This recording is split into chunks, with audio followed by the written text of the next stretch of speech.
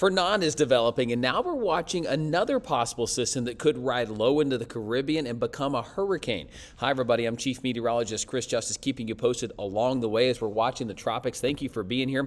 I want to respect your time and get right to it because we've got a lot going on here with two separate areas after Aaron is moving away. You can see them cropping up there on the infrared satellite. A couple of storms firing up on them as it's beginning to look a little more organized, and it looks like we're going to be dealing with Fernand very soon. Folks, I drop multiple videos like this each day, keeping you up to date with what's going on in the tropics and around the world. So if you will, let me know where you're watching from right now. That helps me out with my forecasting. And some of you are watching from the Caribbean islands right now, Jamaica, all the way east toward St. Martin. We've had many of you watching from Bermuda, and that means a lot to me. So please drop right now where you're watching from right now, and let's get this conversation going. So first things first, let's look back at that satellite. And what drops out at you immediately are those two areas, one here and one there. Those are two very prominent waves, and they're two areas that are highlighted here by the National Hurricane Center for possible development. In fact, this one is now looking like an 80% chance it will be named Fernand very soon. It does look like it's going toward Bermuda, so heads up Bermuda. You've had a bunch of close calls here lately, especially with Aaron. Now it looks like you got one hot on your tail here in the coming days. Also, I want to let you know in the northern part of the islands, you're going to get grazed by this one as well. Then we have a secondary system that honestly, it's got a 50% chance at becoming named. It's a low rider, so it's got a lot of wind shear it's dealing with. It also is riding into an area that's not so conducive wind shear wise and dry air wise. However, it's very warm in here, so if it can sneak in there, we may have a low-riding hurricane that we need to watch out for. Let's start first with Invest 90L. This is what we're calling this one that's heading toward Bermuda. You can see from the latest track, it's moving due north eventually. So it does not look like this is going to be coming to the United States. However, it does look like we're going to get a name out of it. In fact, the models have gone a little aggressive today, not only going from a tropical storm, but possibly even a hurricane. And some of them here are suggesting Cat 2, maybe even verging on Cat 3, while others keep it right here at a Cat 1, heading closer to Bermuda. As we look at the GFS plumes, they too are in pretty good agreement. I'm not loving how widespread the GFS plumes are, but they're still well away from the United States. So given that Aaron was 210 miles or so from the Outer Banks and most of inland North Carolina was okay, the fact that this one will be so far out to sea, we'd likely be in okay shape with that one as well. But the ship's model of all models is starting to hint that this could become a Cat 1, maybe even Cat 2. It's one of those more aggressive models. Here's the deal. As you look at the max potential intensity, it's in an area that's almost ideal for it. So it's got nothing really stopping it there. There are some bouts of wind shear that it will undergo as it's getting caught up in that Bermuda high.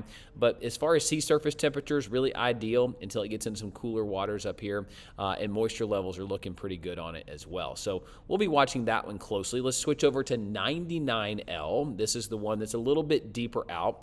It's got a big cluster of thunderstorms with it. It's just kind of hard to see where the center is. Looks like one's trying to form right in here, and then there's all this mess out in front of it. So exactly where is that center is kind of up for discussion in a way. But let's look at the tracks on this one. The models are just not really excited about it. However, the GFS, the UK, and the Canadian all take it west and will move over the Lesser Antilles as we get toward late this weekend and early next week. So, at the very least, we're talking about some rain heading toward the Caribbean islands. But is it more? Let's look at that. The models, you got one here. This looks like the ship's model. Wants to show this steadily increasing, becoming a Category 1 hurricane, while the others are showing, hey, it's struggling right now. It's not going to get any better, and they kind of hang it tight like there. That's our operational models.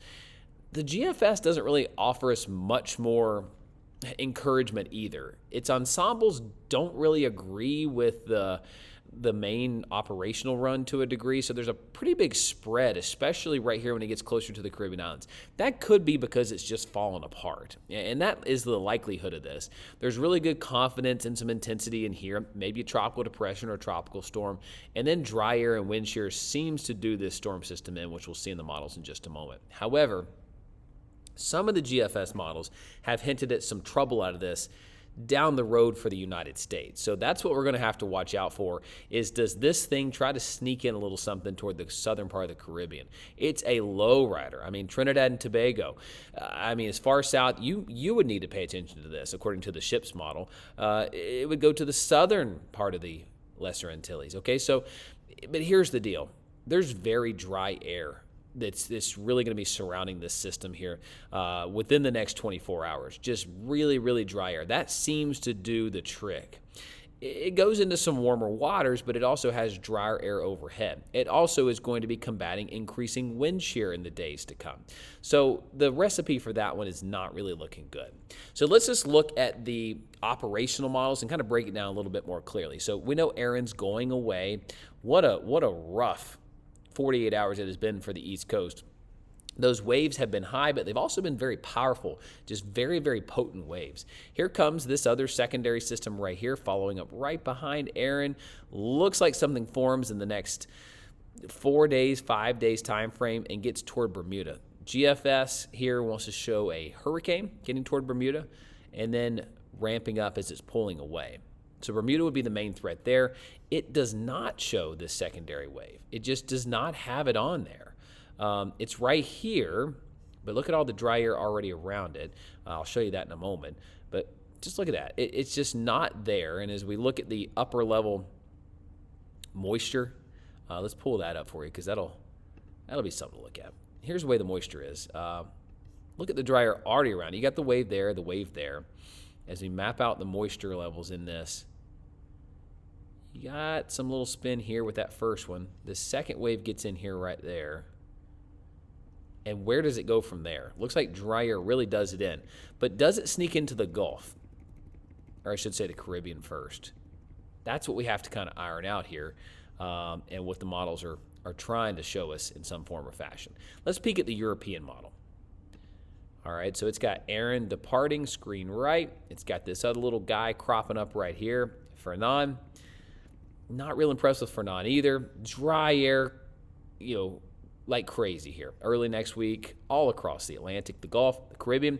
Labor Day weekend, as it stands right now, is honestly looking pretty nice with lower tropical threats, all right? So the European does not have much going on until after Labor Day. It's got some lower pressure here across the Gulf.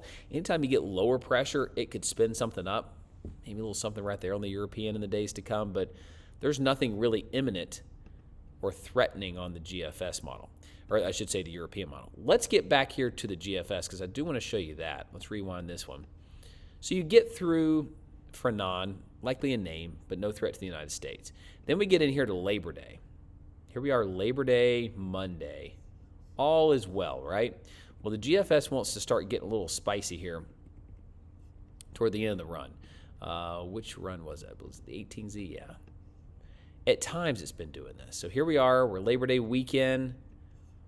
Got a little something here over the Yucatan Peninsula. Does it crop a little low right here? And then it gets into the Gulf, and then with very weak steering currents after Labor Day, does it try to do something? I mean, yeah, on this model it does. It's got that there on Texas, September 6th. Let's go 2 runs back. Nothing. So we're fine on that one. Let's go to last night's 0Z run. Nothing showing up there. So you got one midday run of the GFS that wants to hint at some excitement. Let's see about the AI European. It's been pretty good this year. Here's the first run from today. I'll show you the second one in just a second. Dry air through Labor Day. I mean, high pressure. I mean, honestly, you can't order up Labor Day much better across the East Coast than what the models are showing here. High pressure, normal temperatures, dry conditions. I mean, as an early look of it right now, looks pretty good. Tuesday, Wednesday, Thursday following Labor Day, European AI cooking nothing up. So European saying nothing, GFS is saying, one of us is acting a little crazy. So GFS, go to your room. You're in timeout. Euro AI, I mean, just nothing really cropping up here either. Let's look at the European ensembles. This averages together all 51 different runs of the European as we calculate this out. It's got Fernand very likely forming and going toward Bermuda. And it's got this little guy back here. Does that form as well? It's possible, but look where it sends its remnants. It sends its remnants down here to the Caribbean, kind of a slow rider. So does that moisture eventually get here past Central America and then try to give some problems after Labor Day? It's a stretch. It's a stretch to say that, but it appears that's at least what the models are suggesting. So am I concerned about it just yet? Not at all. Am I getting increasingly optimistic that Labor Day is looking much, much better? Absolutely. I mean, just 3 days ago, folks, that Fernand storm that's going to the middle of the Atlantic was looking like it was coming our way. The Europeans showed it, GFS showed it, so it's trended better. So I'm liking the trends that I'm seeing in the computer models today, but we do need to stay dialed in on it. One of those where you need to check daily. Anything change? Because, I mean, it's not like we're missing something here. It's just that the tropics are so active right now in that main development region that something could change in a day. That storm system defies the dry air and pops back out, and all of a sudden we got a western-leaning storm system that's way far south. That is the concern as we move forward, and we'll be watching the Caribbean, the Gulf, and the Atlantic with very close eyes. Folks, please let me know where you're watching from right now. I do read every single comment. Tomorrow night, we'll read every comment, give you some shout-outs as to where you're watching from, and we'll keep this conversation going as we look closer at this weekend's forecast, which, by the way, if we're talking about it for a second, let's do it. Let me load back up my graphic here. I do want to show you this because a cold front is heading toward the eastern half of the United States. Now for Florida, we'll call it a cool front, not a cold front. Not as hot front, maybe. Here comes that front, diving on through Saturday, Sunday. By Monday of next week, this cold front is sitting clear of Alabama, Georgia, South Carolina, North Carolina. We've got smooth sailing weather. I mean, we're talking lower humidity. We're talking really, really nice conditions as far as us getting temperatures in the 50s across many cities in the southeast for lows, highs in the 70s. And in the western North Carolina mountains, higher up, we're talking 40s for lows.